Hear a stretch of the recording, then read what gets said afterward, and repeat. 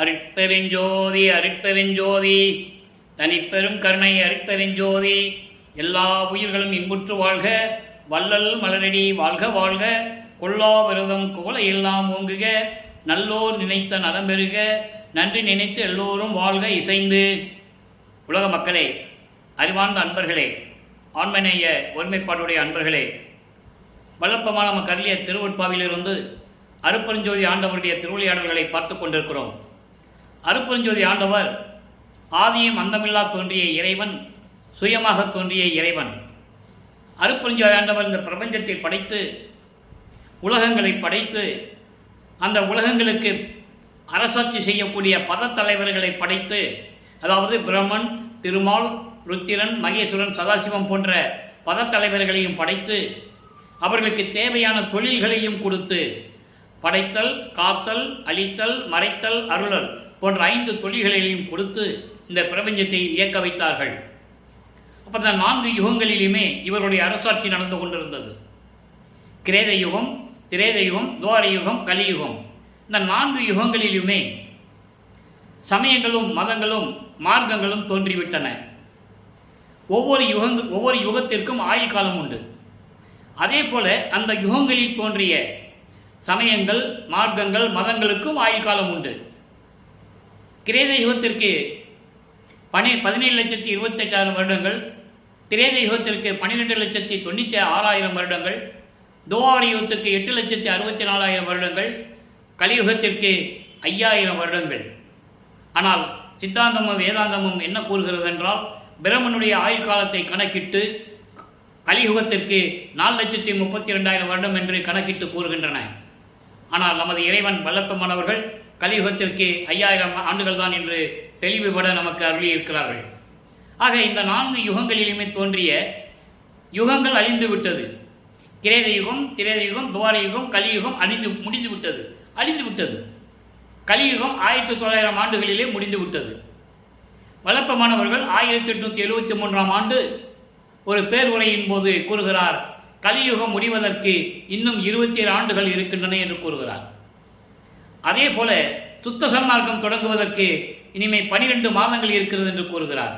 அந்த 12 மாதங்கள் தான் 30/1/1874 இரவு 12 மணி வரையிலும் அதை கணக்கிட்டு கூறுகிறார். நான் இறைவனாக போகிறேன் என்று கணக்கிட்டு கூறுகிறார். வல்லப்பமானவர்கள் அருட்பெருஞ்சோதி ஆண்டவர் ஆன பிறகு சுத்த சன்மார்க்க காலம் தொடங்கிவிட்டது. இப்போ இந்த நிலையில் இருக்கும்போது சமயங்களும் மதங்களும் மார்க்கங்களும் யுகங்களும் முடிந்து விட்டன. அப்போ இனிமேல் இப்போ நம்ம ஒளி யுகத்தில் இருந்து கொண்டிருக்கிறோம். வல்லப்பமானவர்கள் இதை சதுர்யுகம் என்று சொல்லுவார்கள், சக்தி யுகம் என்று சொல்லுவார்கள், ஒளி யுகம் என்று சொல்லுவார்கள். இந்த ஒளி யுகத்திலே மக்களுக்கு தேவையான ஒரு மார்க்கம் வேண்டும், ஒரு ஆன்மீக மார்க்கம் வேண்டும். அது சமரசமாக இருக்க வேண்டும். உலக மக்கள் எல்லோரும் அந்த மார்க்கத்தை பின்பற்றி இருக்க வேண்டும்.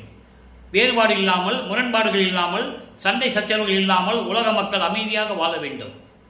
அப்படிப்பட்ட ஒரு மார்க்கத்தை, சுத்த சன்மார்க்கத்தை அருட்பெருஞ்சோதி ஆண்டவர் நிறுவி அதை தன் மகன் கையில் ஒப்படைப்பதற்காக இந்த பூலோகத்திற்கே வருவிக்க செய்தார். ஒரு ஆண்மகனை பெற்றெடுத்து தன் அருளால், அருட்பெருஞ்சாண்டவர் தன் அருளால் ஒரு ஆண்மகனை பெற்றெடுத்து செல்வப்பிள்ளை என்று பெயரிட்டு வளர்த்து கொண்டிருக்கிறார். அந்த மகனை இந்த பூலோகிற்கு வருவிக்க செய்தார். காரணம், சுத்த சன்மார்க்கத்தை உலக மக்கள் எடுத்து சொல்ல வேண்டும். உலக மக்களை எல்லாம் சுத்த சன்மார்க்கத்தில் சேர்க்க வேண்டும். உலக மக்களெல்லாம் எல்லா இன்பங்களையும் பெற்று இன்புற்று வாழ வேண்டும். அதற்காகவே தன் மகனை, தன்னுடைய செல்வ பிள்ளையை ஒரு தாயின் வழியாக வருவிக்க செய்தார். நமது பிள்ளை பெருமானவர்கள் வருவிக்க உற்ற இடம் சிதம்பரம் அருகிலே மருதுரை என்ற கிராமத்திலே ராமையா பிள்ளை சின்னையம்மையார் அவர்களுடைய மகனாக வருவிக்க உற்றார். நல்லா கவனிக்கணும், வருவிக்க உற்றார். பிறந்தார் என்று சொல்லக்கூடாது, அவதரித்தார் என்று சொல்லக்கூடாது. அவங்க 2 பேரும் பிறக்கிறவர்களும் அவதரிக்கின்றவர்களும் இறக்கக்கூடியவர்கள். அவங்களுக்கு பிறப்பு இறப்பு உண்டு. வருவிக்க உற்றவர் இறைவன் அருளால் வருவிக்க உற்றவர்கள். அதை நீங்கள் நல்லா புரிஞ்சுக்கணும். அதை தான் பாடலிலே கூறுகிறார். அகத்தை கருத்து புறத்தை வெளுத்திருந்த உலக அனைவரையும் சகத்தை திருத்தி, அதாவது உலக மக்களை எல்லாம், அறியாமையில் இருக்கின்ற உலக மக்களை எல்லாம் திருத்தி சன்மார்க்கத்தை அடைவித்திட அவரும் இகத்தே பரத்தை பெற்று, அதாவது இந்த பூலோகத்திலே எல்லா இன்பங்களையும் பெற்று மகிழ்ந்திடுவதற்கென்றே, அதாவது மகிழ்வோடு வாழ வேண்டும் என்பதற்காக என்னை உகத்தே இறைவன் வருவிக்க உற்றேன். உகத்தே என்பது இந்த யுகத்தில், அதாவது கலியுகத்தில் கடைசி கட்டம் 5/10/1823 கலியுகத்தினுடைய கடைசி கட்டம். ஆக இந்த யுகத்திலே, கலியுகத்திலே நான் வருவிக்க உற்றேன் என்று கூறுகிறார். அருளை பெற்றேனே என்று கூறுவார். இப்போ இந்த நிலையில் இருக்கும்போது வல்லப்பெருமான் அவர்கள் வருவிக்க உற்றார். இப்போ இறைவனுடைய திருவிளையாடல் எப்படி நடக்குதுன்னா, 1823 தொடங்கிய திருவிளையாடல் 30/1/1874 இரவு 12 மணி வரையில் நடக்குது. 51 ஆண்டுகள் திருவிளையாடல் நடக்குது. இந்த 51 ஆண்டுகளை அருட்பெருஞ்சோதி ஆண்டவர் 8 ஆண்டுகளாக பிரிக்கிறார். 6 8 48, மீதி 3 வருஷம், 51 48 போக மீதி 3 வருஷம். அதுதான் சித்தி வளாகம் மேட்டுக்குப்போம். அதை நம்ம பின்னால் பார்க்க போகிறோம். இப்போ வல்லப்பெருமான் அவர்கள் ஒரு தாயின் கருவறையில் இருக்கும்போது அங்கே இறைவனுடைய திருவிளையாடல் எப்படியெல்லாம் நடந்தது என்பதை நாம் தெளிவாக பார்த்து விட்டோம். அந்த தாயின் கருவறையில் இருக்கும்போது, கருவறை இருட்டாக என்று தந்தையிடம் சொல்லும்போது, அருட்பெருஞ்சாண்டவரிடம் சொல்லும்போது, அவர் தன் மகனுக்கு வழிகாட்டியதையும் வெளிச்சத்தை காட்டுறாரு. உடனே நமது குழந்தை இறைவன் சிரித்து மகிழ்கிறார். அதை பார்த்து அருட்பெருஞ்சாண்டவரும் மகிழ்கிறார். அதன் பிறகு தனக்கு பசி இருக்கிறது என்று கருவறையில் இருக்கும்போது சொல்லும்போது அருட்பெருஞ்சாண்டவர் அங்கே போய் அருளமதை ஊட்டுகிறார். இதெல்லாம் மக்களிடம் யாரும் சொல்லவில்லை. வல்லப்பெருமான் கூறுகிறார், நான் இப்படியெல்லாம் அந்த கருவறையில் இருந்தேன், எப்படிப்பட்ட இடத்துல கொண்டு என்னை வச்சுட்ட, மற்றவங்களெல்லாம் உன் அருளால் தனித்தனியாக கொண்டு வந்த, என்னை மட்டும் ஏன் ஒரு தாயின் கருவறையில் வச்சேன்னு கேட்பார். மகாதேவ மலையில் இருக்கு. ஆக இந்த நிலையில் இருக்கும்போது வருவிக்க உற்ற பிறகு இப்படியெல்லாம் ஒரு கருவிலே, தாயின் கருவறையில் இருக்கும்போது திருவிளையாடல் நடக்கிறது. வருவிக்க உற்ற பிறகு சிதம்பரத்துக்கு திருவிழாவுக்கு கூட்டு போகிறாங்க. உலகியலில் வழக்கம்தான். சிதம்பரத்தில் ஏதாவது திருவிழா நடந்துச்சுன்னா சுற்றி இருக்கிற கிராமங்கள்லாம் அங்கே போவாங்க. அதே போல் நமது குழந்தை இறைவனை இங்கே அழைத்து சொல்லுகிறார்கள். நல்லா புரிஞ்சுக்கணும் நீங்கள். அப்போது எல்லாரும் நடராஜனை வணங்குறாங்க. நடராஜன் சைவ சமயத்தின் தலைவன். சிவபெருமான், நடராஜன், சொக்கநாதன், தியாகராஜ பெருமான், இப்படி பல பெயர்கள் உண்டு. இவர்களெல்லாம் சைவ சமயத்தை சேர்ந்த தலைவர்கள். சிவபெருமானுடைய பெயர்கள் அப்படி பிரித்து வச்சிருக்காங்க. அவங்களுக்கு வசதிக்கு ஏற்றபடி, ஆலயங்களை அமைத்து, இறைவனுக்கு ஒரே ஆலயம் தானே இருக்கணும், ஒரே மாதிரி தானே இருக்கணும். ஆனால் சைவ சமயத்தில் பல வேறுபாடுகள் உண்டு, சங்கற்ப விகற்பங்கள் உண்டு, வழிபாட்டு முறைகள் வேற வேறையாக இருக்கும். மதுரையில் சொக்கநாதன் கோயிலில் நடக்கிற வழிபாடு நடராஜன் கோயில் இருக்காது. நடராஜன் கோயில் இருக்கிற வழிபாடு திருவொற்றியூரில் தியாகராஜ பெருமான்கிட்ட இருக்காது. இப்படி பல வேறுபாடுகள் உண்டு. ஆக இந்த நிலையில் இருக்கும்போது வல்லப்பெருமான் வருவிக்கு உற்ற பிறகு அங்கே சிதம்பரத்திலே இவருக்கு வெட்ட வெளியாக தன் மகனுக்கு காட்டுகிறார். அது நல்லா புரிஞ்சுக்கணும். அதை பாடலிலே தெளிவாக கூறியிருக்கிறார். அங்கே போய் இவங்க ஒன்றும் பேர் வைக்கல.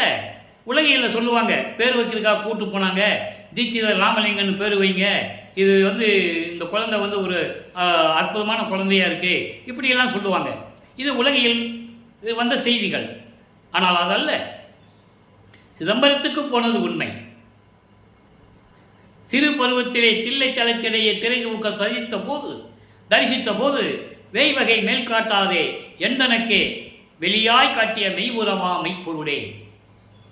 சுத்த சன்மார்க்கத்தை வாங்கின பிறகு இந்த பாடலை சொல்லுவார். 6ஆம் திருமுறையில் இருக்கு. ஆக தன் மகனுக்கு மட்டும் வெளியாக காட்டுகிறார். அதுதான் சிதம்பர ரகசியம். அதன் பிறகு ராமையா பிள்ளை அவர்களும் சின்னையமர்கள் சேர்ந்து பின்னலூர் என்ற ஒரு கிராமத்தில் ராமலிங்கேஸ்வரர் கோயில் இருக்கு. அந்த கோயிலில் போய் தான் ராமலிங்கன்னு பேர் வச்சது. வரலாறு உண்டு. நீங்கள் யார் வேணாலும் போய் அங்கே விசாரிச்சிக்கலாம். மருதூர் பக்கத்தில் பின்னலூர் என்ற ஒரு கிராமம் இருக்கு, சிதம்பரம் போகிற ரோட்டில் இருக்கு. அப்போது இங்கே பேர் வச்ச பிறகு அப்புறம் சென்னைக்கு வந்துடுறாங்க. பொன்னேரிக்கு போகிறாங்க, அங்கே இருக்க முடியல, சென்னைக்கு வந்துடுறாங்க. சென்னைக்கு வந்த பிறகு 1ஆம் ஆண்டிலிருந்து 8 ஆண்டுகளுக்குள் என்ன நடந்தது என்பதை நாம் பார்த்து விட்டோம்.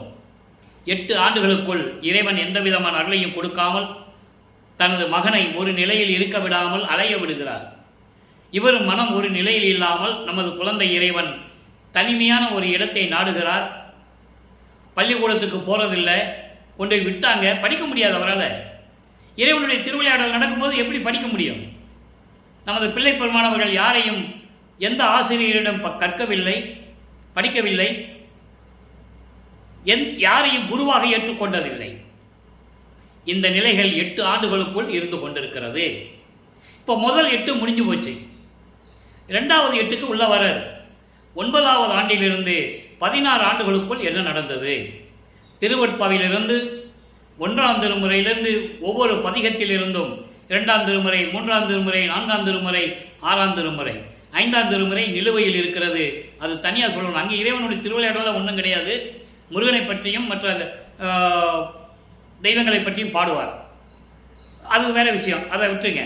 இப்போ இந்த விஷயத்திலே 9வது ஆண்டு இறைவன் அவர் முன் தோன்றி ஆட்கொள்ளுகிறார். நல்லா கவனிக்கணும். அப்போ அவருக்கு அருப்பெருஞ்சோதி ஆண்டவர் இறைவன் தெரியாது, சிவபெருமான் தான் இறைவன் நினச்சிக்கிட்டு இருப்பார். சுத்த சன்மார்க்கம் தெரியாது, சமயங்களையும் மதங்களையும் மார்க்கங்களையும் பின்பற்றி கொண்டிருக்கிறார். ஏன்னா இவர் சைவ குலத்தில் வருவிக்க உற்றதனால் நல்லா கவனிக்கணும். அவங்கெல்லாம் சைவ குலத்தை சேர்ந்தவர்கள். ராமையா பிள்ளையும் சின்னையாமர்களும் பரம்பரையாக சைவ நெறியிலே இருந்தவர்கள். அதனால தான் அங்கே வருவிக்க உற்றார். அப்போ வருவிக்க உற்ற பிறகு இவரும் சிவபெருமானை ஓம் நம சிவாயா, சிவாய நமா, சிவசிவாய் என்று சொல்லி திருநூறு பூசிக்கொண்டு கழுத்திலே உத்தராட்ச மாலையை போட்டுக்கொண்டு இறைவனை வழிபட்டு கொண்டிருக்கிறார். அந்த காலகட்டத்தில் 9வது ஆண்டில் இறைவன் அவர் முன் தோன்றி, மகனே, நீ என்னால் வருவிக்க உற்றவன், உனக்கு ஞானத்தை தருகிறேன், பெற்றுக்கொள். மற்றபடி அருளை எல்லாம் முன்பருவம் பின்பருவம் காட்டி உனக்கு அருள் செய்வேன் என்று சொல்லி மறைந்து விடுகிறார். அதன் பிறகு இவருக்கு மறைப்பு நிலை ஏற்படுகிறது. மறைப்பு நிலை என்பது இறைவனால் வருவிக்க உற்றவன் என்ற நிலை மட்டும் தெரியும். மற்ற எந்த விஷயமும் அவருக்கு தெரியாது. விண்ணுலகத்திலிருந்து எப்படி வந்தார், ஏன் வந்தார், எதுக்கு வந்தாருன்னு அப்போ அவருக்கு தெரியாது. நல்லா புரிஞ்சுக்கணும். நீங்கள் இறைவனுடைய திருவிளையாடல் நடந்துகிட்டு இருக்கு. அருப்பெருஞ்சோதி ஆண்டவர் தன் மகனை சமயங்களிலும் மதங்களிலும் மார்க்கங்களிலும் கூறப்பட்ட நெறிகளை, பழக்க வழக்கங்களை பின்பற்றி கொண்டு இருக்க வேண்டும். இதெல்லாம் உலக மக்கள் பார்க்கணும் அவரை. அதுக்கப்புறம் இவருக்கு சுத்த சன்மார்க்கத்தை கொடுத்துட்டு இதெல்லாம் தேவையில்லைன்னு இவர் சொல்லணும். இதுதான் கான்செப்ட். ஏன்னா சுத்த சன்மார்க்கத்துக்கு எந்த விதமான விதிமுறைகள் கிடையாது. அதை நம்ம விளக்கத்தை இன்றைக்கி பார்க்க போகிறோம். நீங்கள் நல்லா பார்த்துக்கணும். இப்போது இறைவன் தோன்றி மகன் என்று தெரிந்து விட்டது இவருக்கு. அதற்கு பிறகு இறைவன் இவர் முன் தோன்றவில்லை. அருளை பெறுவதற்காக எப்படியெல்லாம் இறைவனிடம் முறையீடு செய்கிறார் என்பதுதான் திருவருள் முறையீடு. 1ஆம் திருமுறையில் திருவருள் முறையீடு மொத்தம் 232 பாடல்களை கொண்டது. இதுவரை 225 பாடல்களை பார்த்துவிட்டோம். இன்று 226வது பாடல். இப்போ எப்படி முறையீடு செய்கிறார்? திருநூறு பூசியிருக்கிறாரு, உத்தராட்ச மலை போட்டிருக்கிறாரு. சிவபெருமானிடம், தியாகராஜ பெருமானிடம் எப்படி பெயர் சொல்லி கூப்பிட்டு அவருடைய அருளாற்றலை சொல்லி எப்படி முறையீடு செய்கிறார்? 226வது பாடல். பாடலை நல்லா கவனிங்க. கோல் ஒன்று கண்ட இறைமகன் வாழ்வினும், கோல் ஒன்று கண்ட இறைமகன் வாழ்வினும் கோடி பங்கு மேல் ஒன்று கண்டனம் நெஞ்சே. மனதிடம் சொல்லுகிறார். மனம் ஒரு நிலையில் இல்லை. நீங்களே நினைச்சு பாருங்க. இறைவனுடைய மகன் தெரிஞ்சு போச்சு, வெளியே சொல்ல முடியாது. இவர் எங்கேயாவது வெளியே போயிட்டு வீட்டை விட்டு வெளியே கிளம்பிட்டு இரவு வீட்டுக்கு வருவார். வந்தால் அவரை பேசுவாங்கல்ல, உலக இயல்கை தானே, எங்கடா போனேன், எங்கே சுற்றிட்டு வர, வீட்டில் ஒரு இடத்துல இருக்க மாட்டியா நீ, அவங்களுக்கு கோபம் வரதான் செய்யும். ஆனால் இவர் வெளியே சொல்ல முடியாது. அப்படி அல்ல, நான் இறைவன் மகன் சொல்ல முடியாது. வேஷம் மட்டும்தான் போட சொல்லியிருக்காரு. அந்த பாடலை நம்ம பார்த்துட்டோம். இரு நிலத்து போல் வேடங்கட்டி இருத்திக்கொள்ளுன்னு சொல்லுவார் ஒரு பாடலில். அப்போ அந்த நிலையில் இருக்கும்போது வெளியே சொல்லவும் முடியாது. இவர் அந்த நிலையில் இந்த பாடலை பாடுறாரு. மனதிடம் சொல்லுகிறார். கோல் ஒன்று கண்ட இறைமகன் வாழ்வினும் கோடி வெங்கு மேல் ஒன்று கண்டனம் நெஞ்சே. என் சொல்லை விரும்பி இனி நீ அஞ்சேல். நான் சொல்லுவதை கேளு, விரும்பி கேளு, நீ அஞ்சாத. ஒன்று கண்ட மணியான் வரை பசும் தேன் கலந்த பால் ஒன்று கண்ட கண் கொண்டு உயர் வாழ்வு பழித்ததுவே. இது பாடல். இந்த பாடலிய விளக்கம் பாருங்க.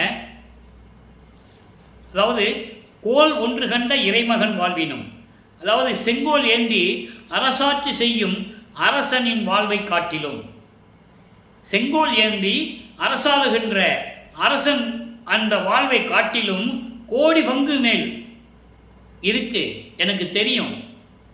மனமே நீ வருந்தாதே, நீ கவலைப்படாதே, மனதிடம் சொல்லுவது போல கூறுகிறார். அரசனுடைய வாழ்வை காட்டிலும் நமக்கு பெரிய வாழ்வு இருக்கிறது. மனமே, பெரிய வாழ்வு நமக்கு இருக்கிறது. நீ கவலைப்படாதே. இறைவனை எப்படியும் அருளை பெற்றுக்கொள்ளலாம். இறைவனை, அந்த பேரின்பத்தை நாம் காண வேண்டும் என்பதற்காக காத்து கொண்டிருக்கிறோம். மனமே, நீ பயப்படாதே. அப்படிப்பட்ட இறைவன் எப்படி? நான் சொல்லுவதை கேள், அஞ்ச வேண்டாம். விஷம் உண்டு தேவர்களை காப்பாற்றுவதற்காக விஷத்தை உண்டு தான் கழுத்தில் நிறுத்தி கொண்ட இறைவன் மணிகண்டன் என்று சொல்லுவார், நஞ்சுண்டன் என்று சொல்லுவார் சிவபெருமானை. அப்போ சிவபெருமான் தான் வழிபட்டு கொண்டிருக்கிறார். சைவ சமயத்தின் தலைவனாகிய சிவபெருமானை வழிபட்டு கொண்டிருக்கிறார். அப்போ அவங்களுக்கு அடையாளம் என்ன?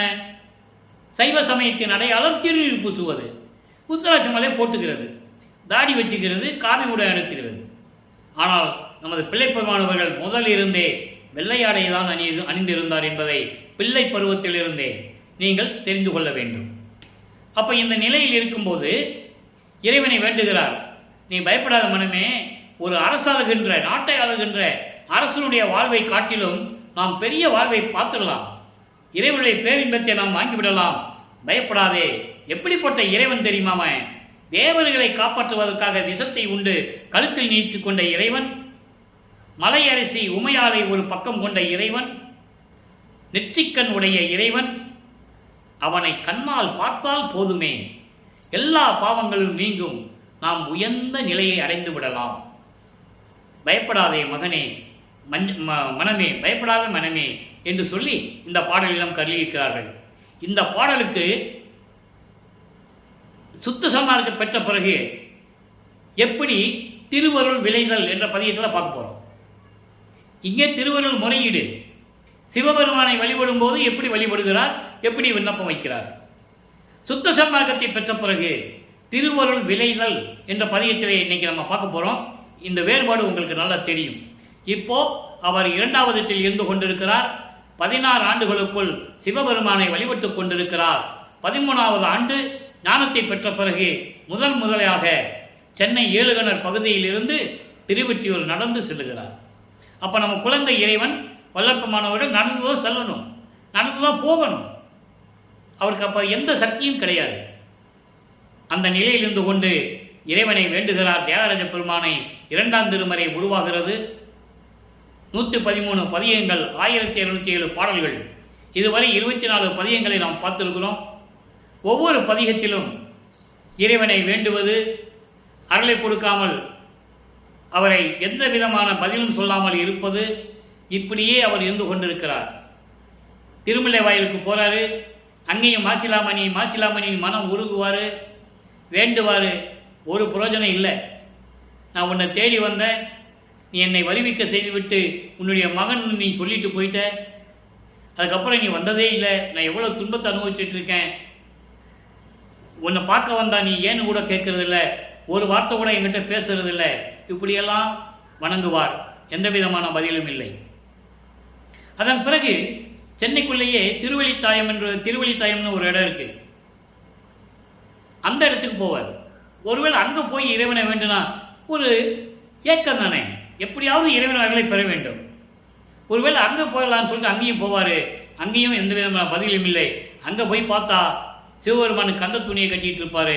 இவர் எனக்கும் கூட நான் கட்டிக்கிட்டு இருக்கேன், உலக மக்கள்லாம் சொல்லிட்டு போட்டோம், அப்பனும் பிள்ளையும் கந்த துணி கட்டிட்டு ரோட்டில் இருக்கிறாங்கன்னு சொல்லிட்டு போட்டோம். பெத்த பிள்ளைய ரோட்டில் விட்டுட்டான்னு ஒன்றை தான் இகழ்வாக பேசுவாங்க, ஓ மேலே தான் பழி வரும், எனக்கு ஒன்றும் இல்லை அப்படின்னு சொல்லுவார். அதெல்லாம் நம்ம பார்த்துட்டோம். 25வது பதிகத்திலே ஆடல் அமுது 10 என்ற பதிகத்திலே இன்னைக்கு 8வது பாடல். ஆடல் அமுது என்பது இறைவன் திருவிளையாடல் செய்து கொண்டு அம்பலத்திலே அருள் நடனம் செய்து கொண்டிருக்கின்ற இறைவன், அமுது போன்ற இறைவன். இந்த 10 என்பது 10 பாடல்கள். இப்போ 8வது பாடலை பார்க்க போகிறோம். நல்ல கவனிங்க. மறைவது என்னையும் மறைப்பது. சொல்லிட்டாரா? மறைவது என்னையும் மறைப்பது. அதாவது மறைவதுன்னா எதையும் தெரியாமல் நிற்க வைக்கிறது, எதையும் தெரியவிடாமல் பண்ணுறது. இறைவனுடைய திருவிளையாடல் சொல்கிறாரு, எதையும் தெரிய விடாமல் என்னை மறைச்சியும் வச்சுட்ட, எனக்கும் மறைப்பு நிலையை கொடுத்துட்ட, எனக்கு என்னென்ன தெரியல, நீ எதுக்காக வருவிக்க செய்தாய், எதுக்காக என்னை கொண்டு வந்த, எதுவுமே தெரியல. இதெல்லாம் 6ஆம் திருமுறையில் சொல்லுவார் எதுக்குன்னு வந்தாருன்னு. அதை தான் நான் முதலே சொன்னேன். அப்போ அந்த மறைப்பு நிலையும் மறைவதும் பொல்லா வஞ்ச நெஞ்சம் என் வசப்படல் இல்லை. என் மனம் அப்படி இருக்கு, நீ ஏதோ திருவிளையாடல் பண்ணிட்டு இருக்க, அது மட்டும் எனக்கு தெரியும். மனம் என் வசத்தில் இல்லை, மனம் ஒரு நிலையில் இல்லை, என் கட்டுப்பாட்டில் இல்லை. மனம் போனபடி போயிட்டு இருக்கு. இறைவா இறைவா நின் அருளுக்கு என் செய்வோம், எனவே எண்ணி எண்ணி நான் ஏங்குகின்றேன். இதெல்லாம் எப்படி போகணும்னா உன் அருள் வேண்டும், உன் அருளை பெறுவதற்கு நான் என்ன செய்ய வேண்டும் என்று எண்ணி எண்ணி நினைத்து நினைத்து ஏங்குகின்றேன், வருந்துகின்றேன், துன்பப்படுகின்றேன். ஆனால் ஆனால் உறைவது உன் அடிமலர் அன்றி மற்றொன்று உணர்ந்திலேன், இக்குது உண்மை நீ அறிதி. எப்படி இருந்தால் சரி, நான் அடைக்கலமாவது உன்னுடைய திருவடியில்தான், அது சத்தியம், வேற எந்த இடமும் இல்லை. அதான் சொல்றாரு, உறைவது உன் அடிமலர் அன்றி, நான் உனது திருவடியில் தான் அடைக்கலமாவேன், உன்னுடைய திருவடியினுடைய அருளை பெறுவேனே தவிர, அடைக்கலம் ஆவேனே தவிர வேறு ஒன்றும் எனக்கு தெரியாது. இது உண்மை, நீ தெரிந்து கொள், உன்னை நான் விடமாட்டேன். அறைவது என்ன, இதையே நான் அடிக்கடி உங்ககிட்ட சொல்லிட்டு இருக்கேன். ஏன்?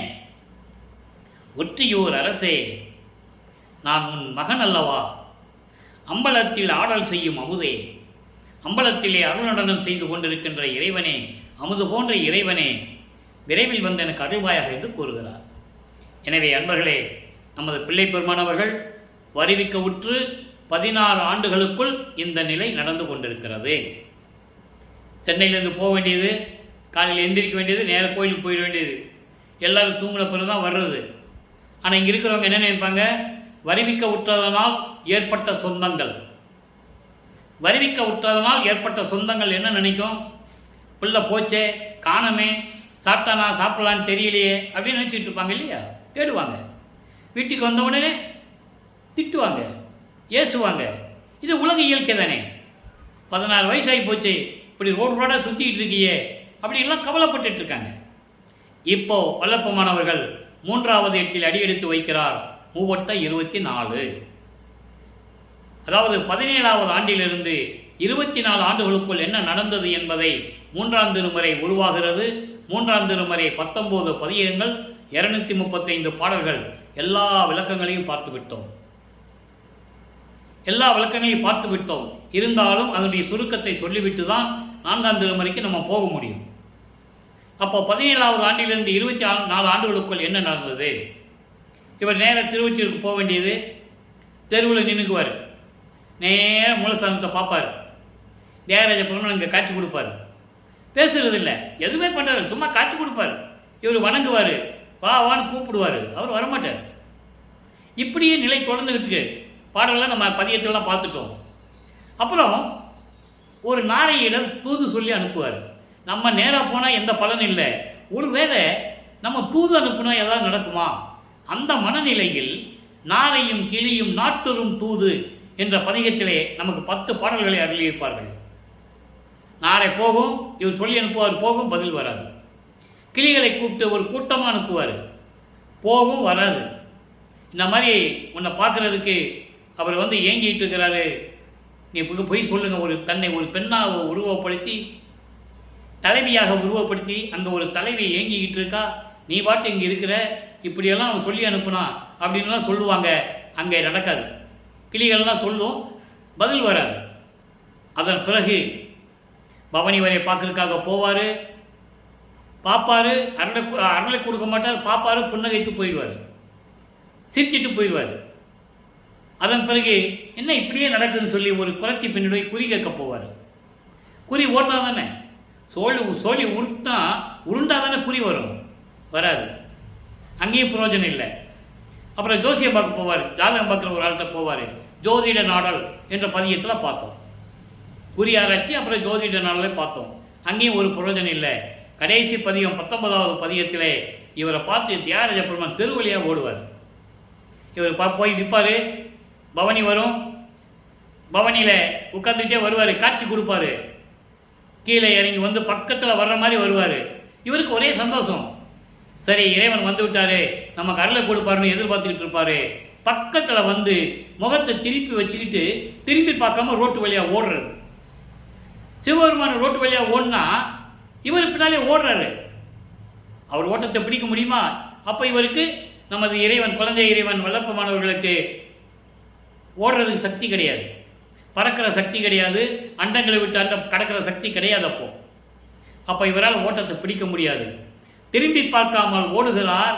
நானும் தொடர்ந்து ஓடினாலும் அவர் ஓட்டத்தை பிடிக்க ஒண்ணாதே அப்படின்னு சொல்லுவார். 10 பாடல்கள் அருமையாக பார்த்தோம். இதெல்லாம் மக்கள்கிட்ட சொல்லணும். அருப்பா தொகுத்து எழுதினவங்க, படித்தவங்க, மேடையில் பேசினவங்க, மக்களுக்கு ஒன்றும் தெரியாது இல்லையா? பொதுமக்களுக்கு என்ன தெரியும்? ஜனங்களுக்கு சொன்னாதான் தெரியும். மகாபாரதத்தையும் ராமாயணத்தையும் மேடை போட்டு பேசினாங்க, மக்களுக்கு தெரிஞ்சது. பல சமய புராணங்களை திருவிளையாடல்களை சொன்னாங்க, மக்களுக்கு தெரிஞ்சது. திருவருட்பா மேடையில் பேசுகிறாங்க, திருப்பாவை பற்றி சொல்லலையே, வல்லப்பமனுடைய ஆற்றலை சொல்லலையே. வல்லப்பமனை பார்த்து சிவபெருமான் ரோட்டில் ஓடினார்னு யார் சொன்னது? சொல்லியிருந்தா மக்களுக்கு தெரிஞ்சிருக்கும்.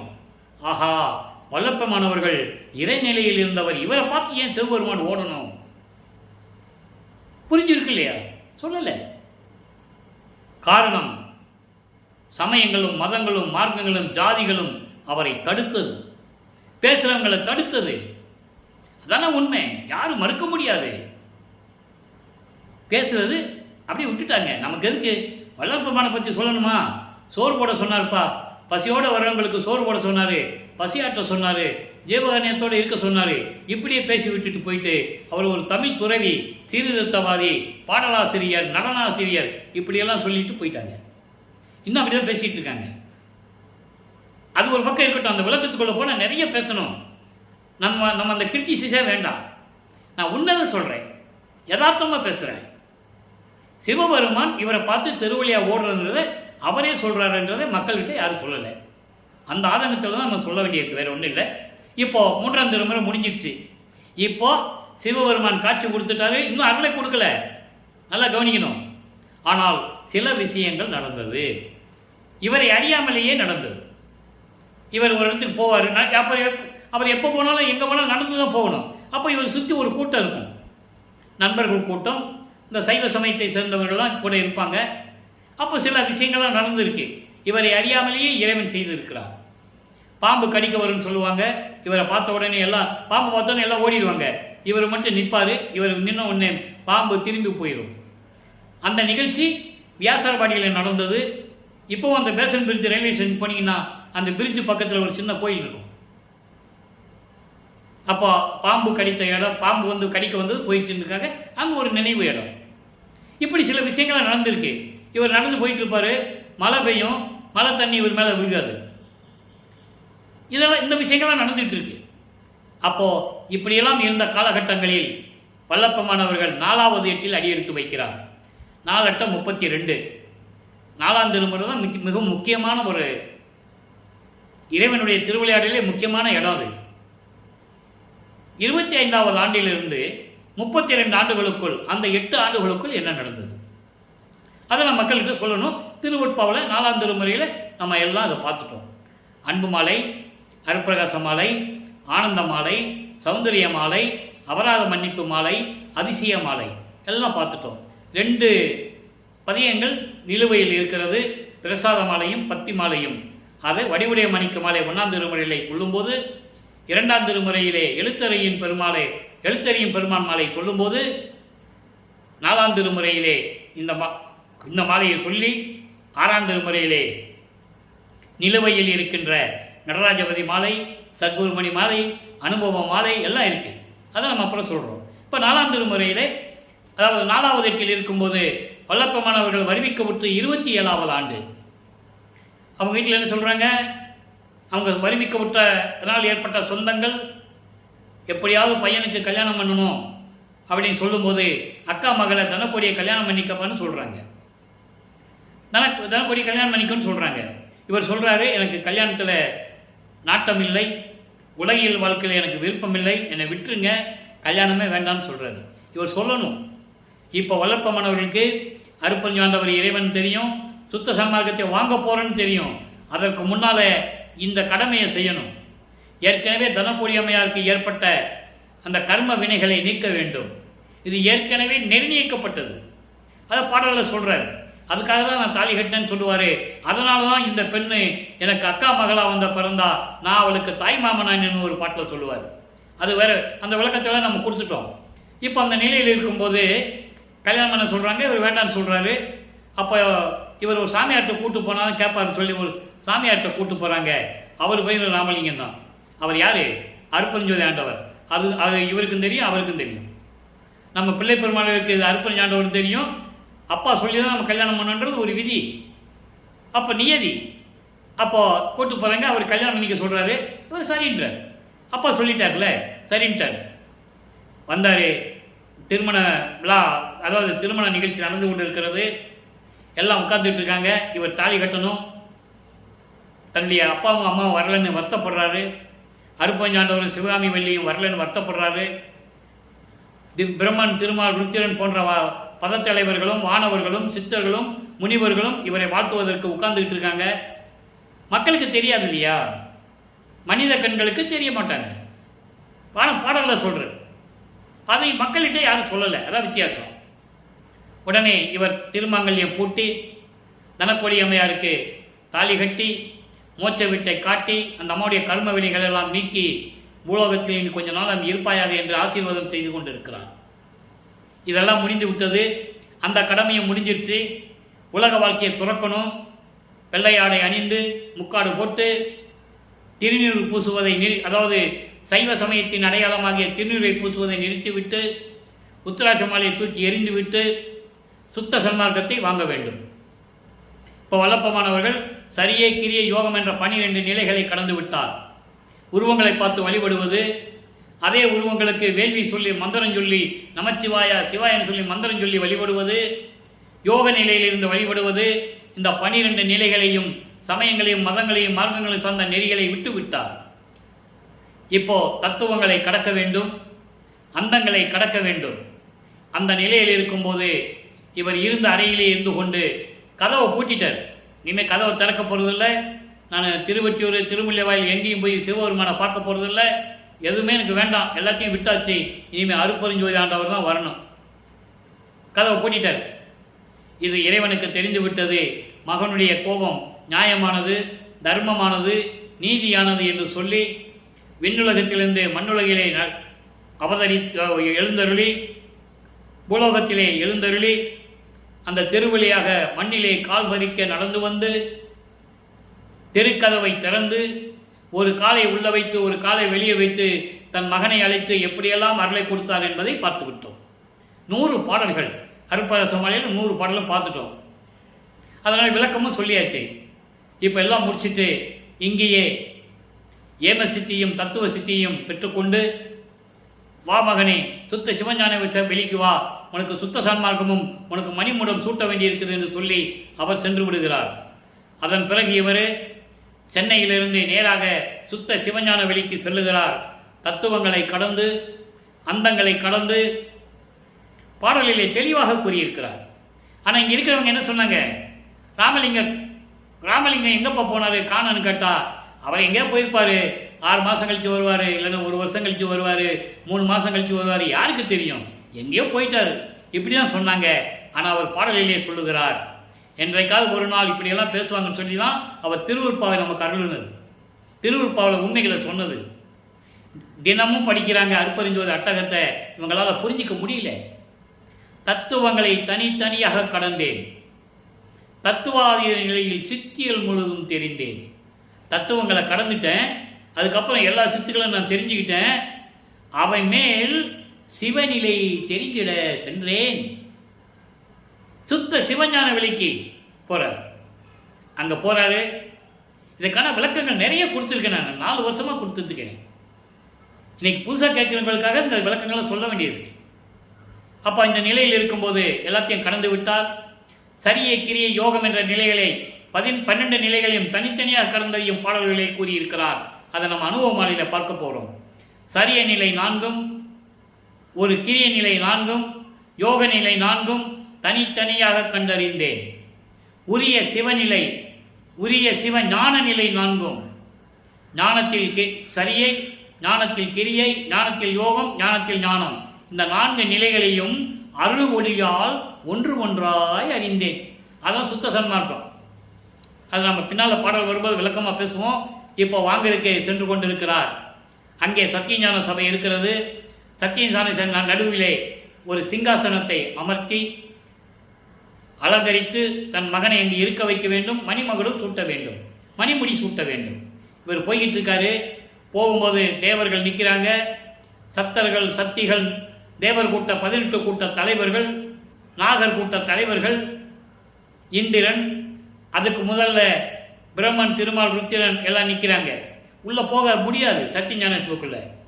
இவர் போகும்போது தேவர்கள் சொல்கிறாங்க, சாமி நீங்கள் போங்க சாமி, உங்களுக்கு தான் அந்த தகுதி இருக்கிறது உள்ளே போகிறதுக்கு, நீங்கள் போங்க சாமி. பாடல் உண்டு. இது கற்பனை அல்ல, கதை அல்ல, திருவருட்பாவிலே பாடல் உண்டு. அன்பர்களே, இங்கே பேசக்கூடிய விளக்கங்கள் அத்தனையுமே திருவருட்பாவில் இருக்கின்ற விளக்கங்கள். என் தந்தை வளர்ப்பமானவர்கள் அருளிய விளக்கங்கள். அதுதான் சொல்லிட்டு இருக்கேன். தேவர்கள்லாம் சொல்கிறாங்க. ஏன்னா அவங்க தான் முதல்ல நிற்கிறாங்க. இவர் போகிறாரு, அவங்க முதல்ல நிற்கிறாங்க. சாமி நீங்கள் போங்க சாமின்னு கை காட்டுறாங்க. இவர் தான் மேலே படியேறி உள்ளே போகிறாரு. மகனை வரவேற்கிறார் அருட்பெருஞ்சோதி ஆண்டவர். மகனே, இந்த ஆடைகளை கலந்து விட்டு முக்காடு போட்டு தானே போகிறாரு. மங்கள புனித நீராடி பட்டாடை உடுத்தி, புதிய ஆடை உடுத்தி, அணிகலன்களை அணிந்து மங்கள கோலத்தோடு வருக சொல்கிறாரு. அதே மாதிரி வராரு. மணிமுடி சூட்டுறாங்க. உலகறிய, தேவர்கள் அறிய மணிமுடி சூட்டுகிறார். எல்லோரும் வாழ்த்துகிறார்கள். சுத்த சன்மார்க்கத்தை பெற்றுக்கொண்டு ஏம சித்தி, தத்துவ சித்தி. தத்துவ சித்தி என்பது பறக்கிற சக்தி. நினைச்ச இடத்தில் இருக்கிறது. எல்லாத்தையும் கொடுத்து தத்துவங்களை எப்படி வெற்றி பெற வேண்டும் என்ற இதையும் கொடுத்து, அதை தான் இன்றைக்கி நம்ம இந்த பகுதியில் பார்த்துட்டு இருக்கோம். தத்துவ வெற்றி எப்படி கடந்து கொண்டிருக்கிறார் என்பதை நம்ம பார்த்துக்கிட்டு இருக்கோம். எல்லாத்தையும் வாங்கிட்டு பூலோகத்துக்கு வரார். வந்தவனை நேர கருங்குழியிலே உறைவிடமாக கொள்கிறார். அதற்கான சில காரணங்களாம் நடந்தது. இவர் சிதம்பரத்துக்கு சென்றதாகவும், அங்கே பரசுராமனும் அந்த வீட்டு உரிமையாளரும் பார்த்து, என் தம்பி தான் இவர், அவரை உங்கள் வீட்டில் வச்சுக்கங்க, கல்யாணம் பண்ணியாச்சு, குடும்பத்தோட வாழலை, விட்டுட்டு வந்துட்டான், நீங்கள் வச்சு வாழ்ந்துக்க, நீங்கள் வச்சுக்காங்கன்னு சொல்லி அங்கே அனுப்புனதாகவும் எல்லா விளக்கங்களும் உண்டு. ஆனால் பாடலிலே கூறப்பட்டது உண்மையான விளக்கங்கள் தான் நம்ம பார்த்துட்டு இருக்கோம். அப்படி தான் விளக்கங்கள் வரும். ஏன்னா இறைவனுடைய திருவிளையாடல் தானே, யாராவது சந்திக்கணும் இல்லை, சந்தித்த பிறகு இங்கே வராது. வந்தவுடனே 9 ஆண்டுகள் இங்கே இருந்து கொண்டிருக்கிறார். இப்போது 5வது எட்டில் எல்லா நிலைகளையும் முடித்துவிட்டு இப்போ வளர்ப்பமானவர்கள் 6வது எட்டில் இருந்து கொண்டிருக்கிறார். 6 8 48. 41வது ஆண்டிலிருந்து வளர்ப்பமானவர்களுக்கு 41வது ஆண்டிலிருந்து 48 ஆண்டுக்குள் என்ன நடந்தது என்பதுதான் பார்த்துக்கிட்டு இருக்கோம். இப்போ திருவொற்றியூரிலிருந்து மன்னிக்கவும், கருங்குழியிலிருந்து இவர் விடுபடணும். கருங்குழியிலிருந்து விடுபடுகிறார். அங்கே இருக்கின்றவர்களிடம் எல்லாம் சொல்லிவிட்டு தர்மசாலையிலே, அதாவது இன்னும் தர்மசாலை நிறுவலை, பார்வதி ஒரு மக்கள் கொடுத்த அந்த இடத்திலே ஒரே நாளிலே தர்மசாலையை நிறுவி 23/5/1867 ஆண்டு தர்மசாலையை நிறுவி அன்றைய அணிய அடுப்பை ஏற்படுத்தி பசியோடு வருகிறவர்களுக்கு பசியை போக்கிக் கொண்டிருக்கிறார் நமது இறைவன் வல்லப்பமானவர்கள். இந்த நிலை நடந்து கொண்டிருக்கும் போது இடையிலே சில நிகழ்ச்சிகள்லாம் நடந்தது. சங்கராச்சாரியர் வந்ததும், அவர் சமஸ்கிருதம்தான் தாய்மொழி என்று சொன்னதும், இருக்கட்டுமே தமிழ் மொழி வேணால் தந்தை மொழி அகர்ந்துட்டு போகட்டும் என்று சொன்னதும், அங்கே சில சித்து விளையாட்டுகள் எல்லாம் நடத்தியதையும், ஒரு சின்ன பையனை கூப்பிட்டு நீ பதில் சொல்லுப்பா அப்படின்னு சொல்ல வைத்ததும் இதெல்லாம் நடந்தது. அது போக 1869 ஆண்டு ஆறுமுக நாவலார் திருவற்பாவை மறுப்பா என்று அறிவிக்க வேண்டும் என்று வழக்கு தொடர்ந்து இவர் அங்கே காட்சி கொடுத்து அங்கே திருவற்பா மக்களுக்கு ஏற்றது மறுப்பா என்று அறிவிக்க முடியாது என்று தீர்ப்பு வாங்கி கொண்டு மறுபடியும் தர்மசாலைக்கு வந்து அமர்ந்து கொண்டிருக்கிறார். அங்கே உத்தரஞான சிதம்பரம் ஆலை உருவாகிறது. அதையும் நம்ம பார்த்து விட்டோம். அதன் பிறகு ஜீவகாருண்ய ஒழுக்கம் உருவாகிறது. அதை நம்ம பின்னால் சொல்ல போகிறோம். தர்மசாலையை விட்டு மேட்டுக்குப்பம் போகும்போது ஜீவகாருண்ய ஒழுக்கம் வரும். ஜீவகாருண்ய ஒழுக்கம் உருவானது தர்மசாலையிலே. அருப்பஞ்சாண்டவரும் வல்லப்பமானவர்களும் அதிக ஆண்டுகள், நிறைய ஆண்டுகள் சந்தித்து மகிழ்ந்து எல்லாரையும், அதாவது எல்லாவற்றையும் ஆலோசித்து பெற்றது கருங்குழியிலையும் தர்மசாலையிலையும். 3 வருடங்கள் அங்கே மேட்டுக்குப்பம். அதை நம்ம பின்னால் பார்க்க போகிறோம். இப்போ இந்த நிலையில் இருக்கும்போது இங்கே சில பாடல்கள் உருவாகிறது. தத்துவ வெற்றி எப்படி நான் ஜெயிச்சேன்னு சொல்லுவார். அதற்கு முன்னால் திருவருள் விளைதல் என்ற ஒரு பதிகம், 13வது பதிகம், அது ஏற்கனவே நம்ம நிலுவையில் வச்சுருந்தோம். ஏன்னா திருவருள் முறையீடு 1ஆம் திருமுறையில் எப்படி முறையீடு செய்கிறார், சுத்த சன்மார்க்கத்தை பெற்ற பிறகு திருவருள் விளைதல் என்ற பதிகத்திலே எப்படி முறையீடு செய்கிறார். இன்னைக்கு 5வது பாடலை பார்க்க போகிறோம். பாருங்க. தான் தான் என்னை புணரும் தருணம் ஈது எனவே சத்தியம் உணர்ந்தனன் தனித்தே தேன் உற கருதி இருக்கின்றேன் இது நின் திருவுள்ளம் தெரிந்தது என் தாயே. என் தாயே என்றால் தாய் உள்ளம் கொண்ட இறைவன் என்று பொருள். சொல்லுவார், நீயே என் தந்தை அருளுடையாய், என்னை நேர்ந்து பெற்ற தாயே. தாய் தான் ஒரு குழந்தையை உருவாக்க முடியும். அதே போன்று உன் அருளால் தாய் உள்ளத்தோடு என்னை பெற்றெடுத்த இறைவன் என்று சொல்லுவார். அதை என் தாயே என்று சொல்லுகிறார். ஆண் என கூவி அணைத்திடல் வேண்டும், ஆண் என கூவி அழைத்திடல் வேண்டும், அரைக்கணம் ஆயினும் தாழ்கில் நான் இருப்பு அறியேன், திருச்சிற்றம்பலத்தை நடம்புரியும் ஞான நாடகனே. சுத்த சிவஞான வெளியிலே திருவிளையாடல் செய்து கொண்டிருக்கின்ற சத்தியஞான சபையில் அருள்நடனம் செய்து கொண்டிருக்கின்ற இறைவனே என்று கூறுகிறார். இந்த பாடல் என்ன சொல்றாரு, எப்படி வேண்டுகிறார் பாருங்க. அதாவது 1ஆம் திருமுறையில் வேண்டுனதுக்கும் முறையீடு செஞ்சதுக்கும் இங்கே முறையீடு செஞ்சதுக்கு வித்தியாசம் உங்களுக்கு தெரியும். இங்கே என்ன சொல்றாரு, அங்கே என்ன சொல்லுவார், மனதிடம் சொல்லுவார், மனமே நீ பயப்படாதே, என்னைக்காவது ஒரு நாள் நம்ம நல்ல வாழ்வு அடைஞ்சிருவோம், அந்த வாழ்க்கை ஒரு நாட்டை ஆளக்கூடிய அரசன் வாழ்வை விட நல்லா சிறப்பாக இருக்கும்னு சொல்லுவார். அதுதான் அந்த நிலையில் அவர் அதான் சொல்ல முடியும். இப்போ என்ன சொல்கிறார் பாருங்க. அதாவது இறைவா, அருட்பெருஞ்சோதி ஆண்டவரே, எங்கள் அப்பனே, நீ என்னை கலந்து கொள்ளும் நேரம் இதுதான் என்று நான் சத்தியமாக உணர்ந்தேன். நல்லா கவனிக்கணும். தர்மசாலையில் இருக்கும்போது அருட்பெருஞ்சாண்டவர் கலக்கவில்லை. ஆனால் இவர் வேண்டுகிறார், கலக்க வேண்டும் என்று கூறுகிறார். இதனுடைய பதில் இறுதி கட்டத்தில் இருக்கும். இல்லை மகனே, நீ மேட்டுக்குப்பம் வா, அங்கே பார்த்து கொள்ளலாம் என்று அருட்பெருஞ்சாண்டவர் சொல்லுவார். அதான் இங்கே சொல்கிறாரு, நீ என்னை கலந்து கொள்கிற நேரம் வந்து விட்டது என்று எனக்கு தெரியும், சத்தியமாக தெரியும். நான் உணர்ந்து விட்டேன், தனித்தே தேன் உற கருதி இருக்கின்றேன். இங்கே பாரு, சுத்த சன்மார்க்கம் பெற அதன் நெறிகளை பின்பற்றி கொண்டு நான் இருக்க வேண்டும் என்று இங்கே இருந்து கொண்டிருக்கிறேன்.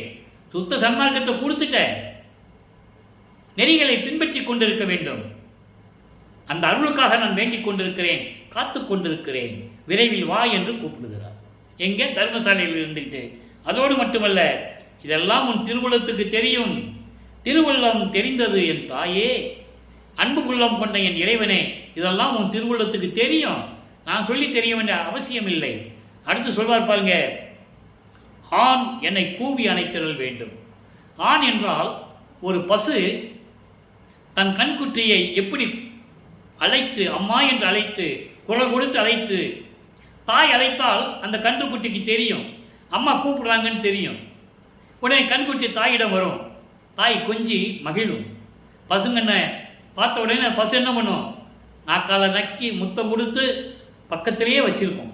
அதுபோல என்னை மகனே என்று அழைத்து நீ அணைத்திடல் வேண்டும், மகிழ வேண்டும், அருளை கொடுக்க வேண்டும் என்று சொல்லுகிறார்.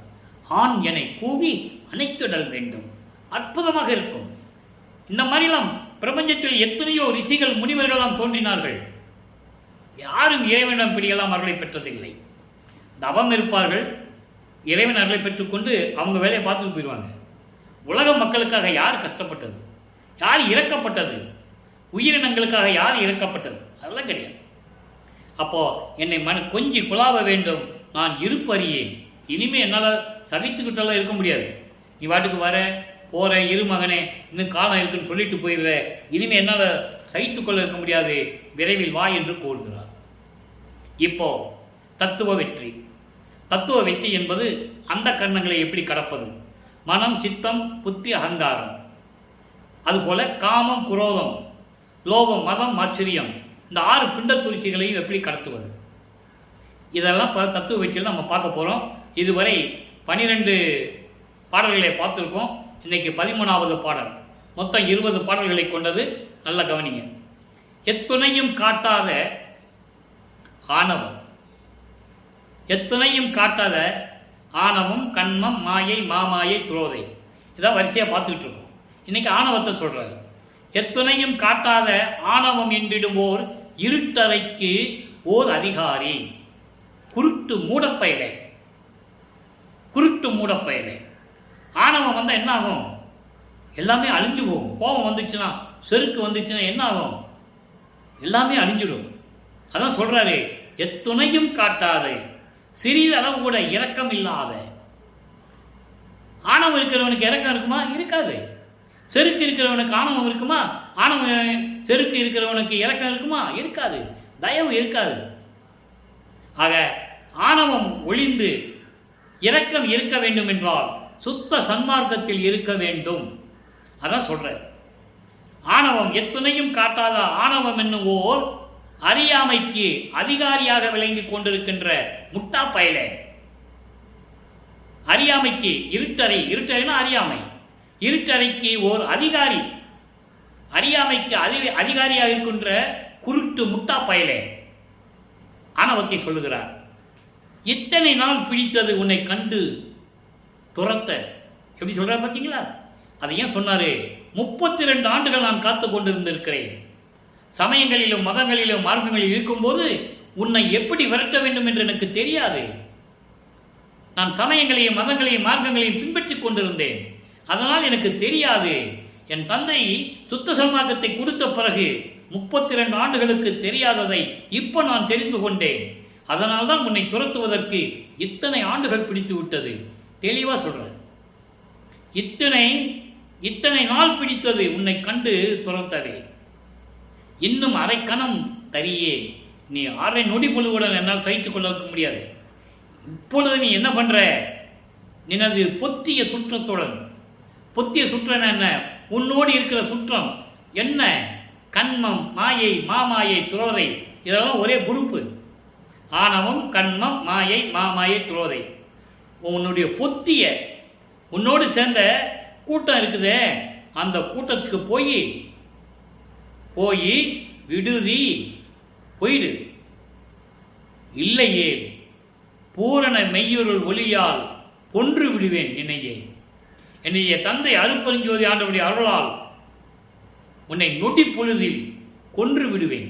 கொன்று விடுவேன் என கொன்று விடுவேன், சிதைத்து விடுவேன், மாய்த்து விடுவேன், எரித்து விடுவேன். எப்படி வேணா சொல்லலாம். உன்னை எரித்து விடுவேன். சத்தியம் சொன்னேன், சத்தியமாக சொல்கிறேன். ஆணவம் என்ற குருட்டு முட்டாப்பையில ஓடி போயிரு. உன் கூட்டம் இருக்குல்ல, அதில் சேர்த்துட்டு ஓடி போயிரு. என் முன்னால் இருக்கக்கூடாது. இருந்தால் உன்னை கொன்னுடுவேன். நான் யார் தெரியுமா? என்னை நீ அறியாயோ? நான் யார் தெரியுமா? என்னை பற்றி உனக்கு தெரியாது இல்லையா? ஞான சபை தலைவன் தரும் தலைமை தனிப்பிள்ளை தானே. ஞான சபை திருச்சிற்றம்பலத்திலே சத்திய ஞான சபையில் இருக்கின்ற தலைவன் இருக்கிறானே, அருட்பெருஞ்சோதி ஆண்டவன். அந்த ஆண்டவனுடைய நான் தனி பிள்ளை, ஒரே பிள்ளை. சொல்லுவார், ஒரு இடத்துல சொல்லுவார், அருட்பெருஞ்சோதி எங்கள் அப்பாட்ட சொல்லுவார், அப்பா நான் செய்த தப்பெல்லாம் மன்னிச்சிக்கப்பா அப்படின்னு சொல்லும்போது அவர் சொல்லுவார், நீ எங்கே தப்பு பண்ண? நான் உன்னை தப்பு பண்ண வச்சேன். என்ன தப்பு? சமயங்களிலும் மதங்களிலும் மார்களிலும் ஒன்று இருக்க வச்ச மகனே. நீ எந்த தப்பும் பண்ணலை. நீ யாரு? என் மூத்த பிள்ளை இல்லை, என் குலமகன் இல்லை. நீ சுத்த சன்மார்க்க குலத்தின் மூத்த பிள்ளை இல்லை. நீ உன்னை எப்படி நான் கோபிச்சிக்க முடியும்? என் மகனடா நீ. எவ்வளோ அருமையாக சொல்லுவார் தெரியுமா? படிக்கும்போதே கண்ணில் தார தாரையாக தண்ணி வரும், கண்ணீர் வரும். அவ்வளவு மனம் நெகிழும். அப்பாவும் பிள்ளையும் பேசிகிட்டு இருந்த பாடலெல்லாம் பார்க்கும்போது அப்படியே கண்ணில் இருந்து தண்ணி வரும். மக்கள்கிட்ட யார் சொன்னது? அழகாக பேசிகிட்டு இருப்பாங்க. அப்பா சொல்லுவார், கவலைப்படாத மகனே, அஞ்சாத மகனே, நீ என்ன தப்பு பண்ண? எல்லாம் நான் தானே பண்ணினேன், உன்னை இருக்க வச்சது நான் தானே, நீ கவலைப்படாதையா, இனிமேல் உனக்கு அந்த கஷ்டம்லாம் வராது, நீ குலத்தினுடைய மூத்த பிள்ளை இல்லை அப்படின்லாம் சொல்லுவார். அடுத்து சுத்த சிவநிலை, இதெல்லாம் சொல்லிட்டாரு. தத்துவத்தை எப்படி வென்றோன்னு சொல்லிட்டாரு. சுத்த சிவநிலை 106வது பதிகம் 38வது பாடல். நல்லா கவனிக்கணும். இவ்வுலகில் செத்தாரை எல்லாம் எழுகையெனில் எவ்வுலகும் போற்ற எழுந்திருப்பார், செவ்வுலகில் சிற்றம்பலத்தான் திருவருள் பெற்றார், நோக்கம் உற்றவரை உற்றவர்கள் உற்று. விளக்கம் என்ன தெரியுமா? சுத்த சன்மார்க்கத்தை பெறுவதற்காக பூலோகத்தில் செத்தவர்களை எழுகை என்று சொன்னால் எல்லாரும் சிரிப்போடு எழுந்து கொள்வார்கள். அப்படின்னு என்ன அர்த்தம்? சுத்த சன்மார்க்கத்தை தெரியாமல் இறந்து போனவர்களை, செத்தவர்களை நீங்கள் சுத்த சன்மார்க்கம் பெற்றுக்கொள்ள வேண்டும் என்று சொன்னால் சிரித்து கொண்டு எழுவார்கள். அப்படிப்பட்ட அருள் கொண்டவர்கள் திருப்பி எழுந்து வந்துட்டு அருள் பெற்று வரலாம். அருள் கொண்டவர்கள் சிற்றம்பலத்தான் திருவருள் பெற்றார், அருப்பஞ்சோதி ஆண்டவருடைய திருவருள்களை பெற்றுக்கொள்வார்கள். அவர்கள் கடவுளை காண, தயவு இரக்கத்தை காண எல்லோரும் சேர்ந்து ஒன்றாக வாழ்வார்கள். உற்றவர்கள் உற்று சுத்த சன்மார்க்கத்தை சேர்ந்தவர்களோடு சேர்ந்து இறைவனுடைய அருளை பெற்றுக்கொண்டு தயவோடும் இரக்கத்தோடும் கருணையோடும் வாழ்ந்து கொண்டிருப்பார்கள் என்று சுத்த சிவநிலையை சொல்லுகிறார். அதான் சொன்னார், செத்தவர்களை எரிக்காதீங்க, சமாதி வைங்கன்னு சொன்னார். எரிச்சிட்டோம்னா மறுபடியும் அவனுக்கு எந்த விதமான அந்த ஆன்மாவுக்கு எதுவுமே கொடுக்க முடியாது. ஆனால் சமாதி வைத்தீர்கள் என்றால் அவனை திருப்பி எழுப்பி விடலாம். அதான் சொல்றாரு. அடுத்து உலகப்பேறு பாருங்க, 109வது பதிகம் உலகப்பேறு. அதில் இன்னைக்கு 8வது பாடல். பத்தர்கள் பாடினர், பணிந்து நின்று ஆடினர். சமயங்களிலும் மதங்களிலும் மார்க்கங்களிலும் பத்தர்கள் என்பது அடியார்கள். இங்கே சுத்த சன்மார்க்கத்தை சேர்ந்தவர்கள் சாதுக்கள் எல்லாம் தலை வணங்கி இறைவனை பற்றி பாடி ஆடி மகிழ்வோடு நின்றார்கள்.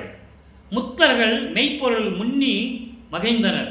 முத்தர்கள் என்றால் முத்தி அடைந்தவர்கள், சித்தி அடைந்தவர்கள் அல்ல.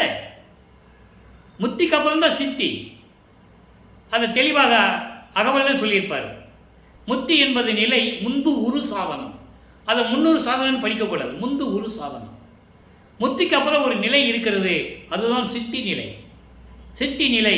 சித்தி என்பது நிலை சேர்ந்த அனுபவம். அப்போ இங்க முத்தர்களும் சொல்ற பாருங்க, முத்தப்பர்கள் மெய்ப்பொருள் முன்னி மகிழ்ந்தனர். அதாவது சித்தி நிலையை அடையாமல் முத்தி நிலை அடைந்தவர்கள் சுத்த சன்மார்க்கத்தை பெற்ற பிறகு அதை நினைத்து மகிழ்ந்து கொண்டிருக்கிறார்கள். அப்போ திரும்பி அவங்க வரணும். முத்தி அடைஞ்சவங்க திருப்பி இந்த பூலோகத்துக்கு வந்து பிறவி எடுத்து திரும்பி சித்தி அடையணும். புரியுதா உங்களுக்கு? சித்தர்கள் ஆனந்த தெல்லமுது உண்டனர் சொல்லிட்டாரா? பின்னால வரியிலே சொல்லிட்டாரு. ஆனந்த தெல்லமுது சுத்த சன்மார்க்கத்தை பெற்ற பிறகு சித்தர்களெல்லாம் மகிழ்வோடு இருந்து கொண்டிருக்கிறார்கள். சுத்த அருப்பெருஞ்சோதியார் தோன்றவே, சுத்த சன்மார்க்கத்தின் தலைவனாகிய அருப்பெருஞ்சோதியார் தோன்றியதனால், பூலோகத்திற்கு வந்து சேர்ந்ததனால், சுத்த சன்மார்க்கம் துலங்கி விட்டதனால் எல்லோரும் மகிழ்வோடு இருந்து கொண்டிருக்கலாம் என்று சொல்லுகிறார்.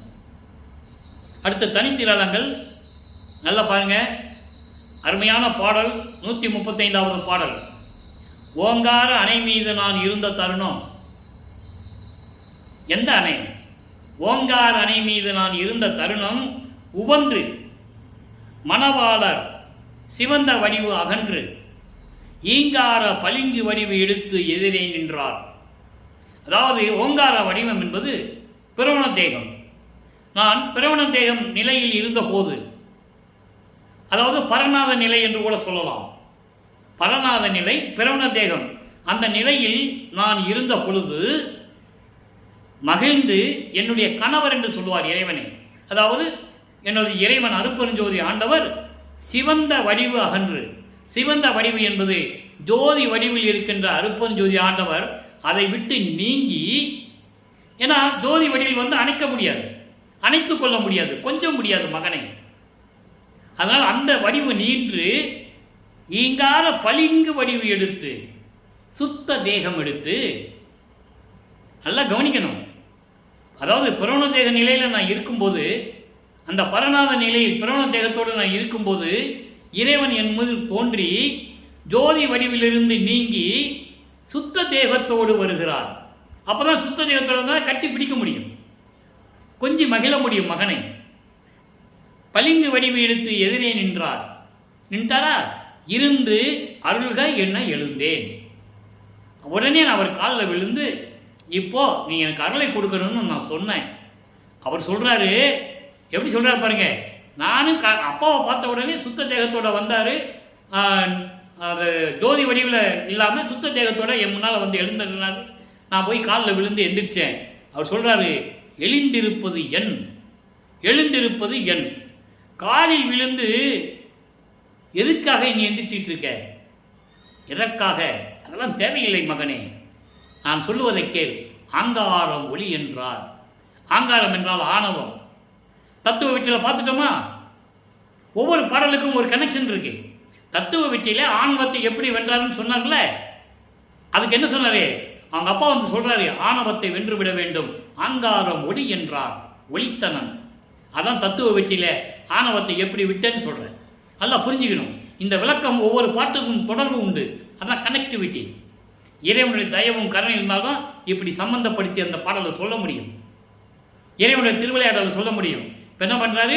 சுத்த தேகத்தோட வராரு. மகனே, நீ காலில் விழுகிறதா இருக்கட்டும்பா, இதெல்லாம் தேவையில்லை, முதல்ல ஆணவத்தை ஒழிச்சிரு. ஆங்காரம் ஒளி என்றார், ஒளித்தனன். அப்போது நான் தானோ அவர்தானோ அறிந்திலன்.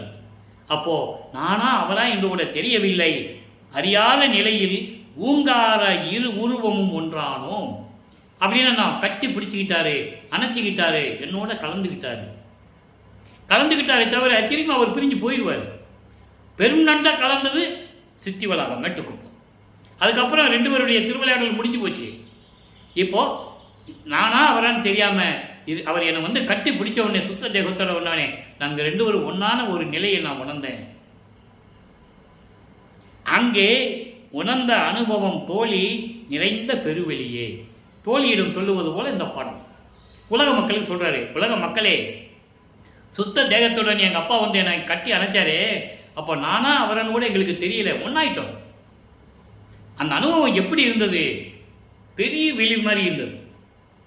எல்லாரையும் விட பெருசாக எனக்கு தெரிஞ்சது அந்த அனுபவம், அந்த அருள் அனுபவம்.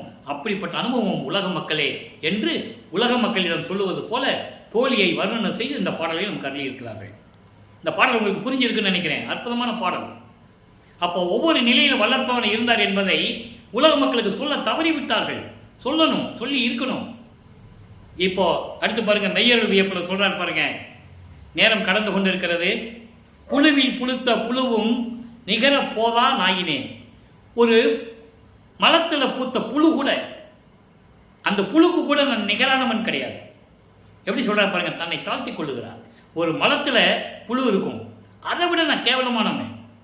அப்படிப்பட்டவனை பொதுவில் நடிக்கும் தலைவா, சத்தியஞான சபையிலே இருக்கின்ற சுத்த சன்மார்க்க தலைவனே, நினைக்கே அடிமையானேன். நான் உனக்கு அடிமையாயிட்டேன். தழுவர்க்கு அரிய பெரிய துரிய தம்பத்து ஏறினேன்.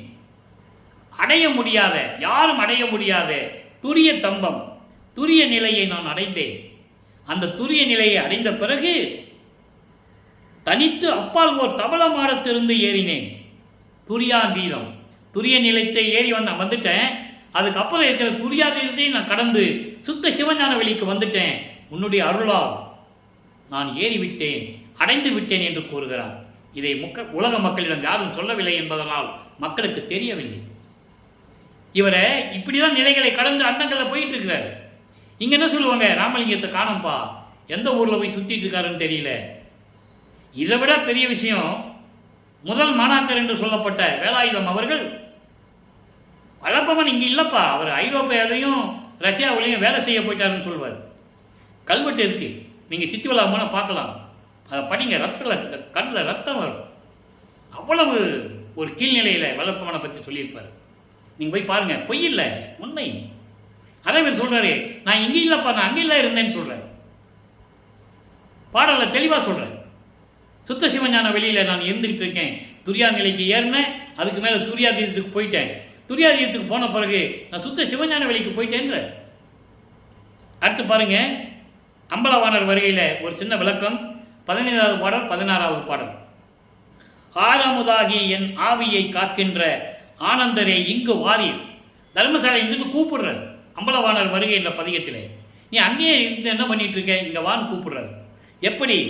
ஆறமுதமாகி, அகம் அகப்புறம், புறம் புறப்புறம், அண்டங்களிலும் பிண்டங்களிலும், அத்தனை அண்டங்களிலும் பிண்டங்களிலும் அவ்வளவு அமுதங்களை எனக்கு கொடுத்து என்னை ஆட்கொண்ட இறைவனே, பூலோகத்துக்கு வாங்கன்னு கூப்பிடுறாரு. திருவிளையாடல் செய்வதில் வல்லவரே, இங்கே வாங்கன்னு கூப்பிடுறாரு. அதுக்கடுத்து ஆதரவாய் என் அறிவை தெளிவித்து அமுதம் அளித்தீரே வாரீர், ஆடிய வல்லரே வாரீர். எப்படி சொல்கிறாங்க? ஆடிய பாதரே வாரீர்.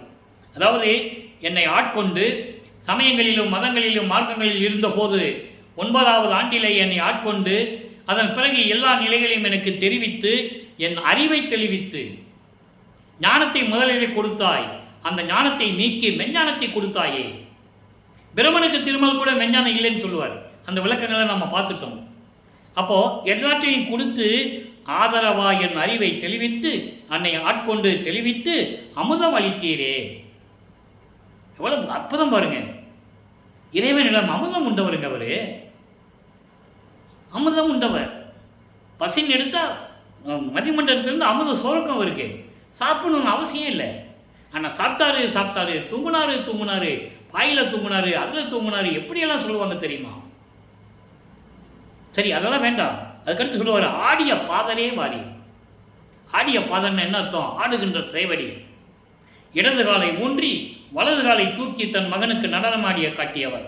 ஆடுகின்ற சேவடிக்கை ஆளானேன், மாளாத யாக்கை பெற்றேன் என்று கூறுவார். ஆக இப்படிப்பட்ட நிலையில் இருந்தவர் நமது பிள்ளை பெருமான் வளர்ப்பமன் அவர்கள். எனவே இறைவனுடைய திருவிளையாடலை பார்த்தோம். மக்களே, நீங்களும் சுத்த சன்மார்க்கங்களில் இருந்து கொண்டு கொலையும் குலையும் தவிர்த்து ஜோதியை வழிபாடு செய்து இறைவனுடைய அருளையெல்லாம் பெற்றுக்கொண்டு இந்த வையகத்திலே நீங்கள் நோயற்ற வாழ்வில் வாழ வேண்டும் என்று இறைவனுடைய தயவாலையும் கருணையாலையும் வாழ்த்து விடைபெறுகிறேன். இந்த வள்ளலார் ஊழியன். மீண்டும் நாளை சந்திப்போம். நன்றி, வணக்கம். அருட்பெருஞ்சோதி அருட்பெருஞ்சோதி, தனிப்பெருங்கருணை அருட்பெருஞ்சோதி. நாளையும் இறைவனுடைய திருவிளையாடல் தொடரும். தினமும் இந்த பதிவை பார்த்து மகிழ்ந்து இறைவனுடைய அருளை பெற்றுக்கொள்ளுங்கள்.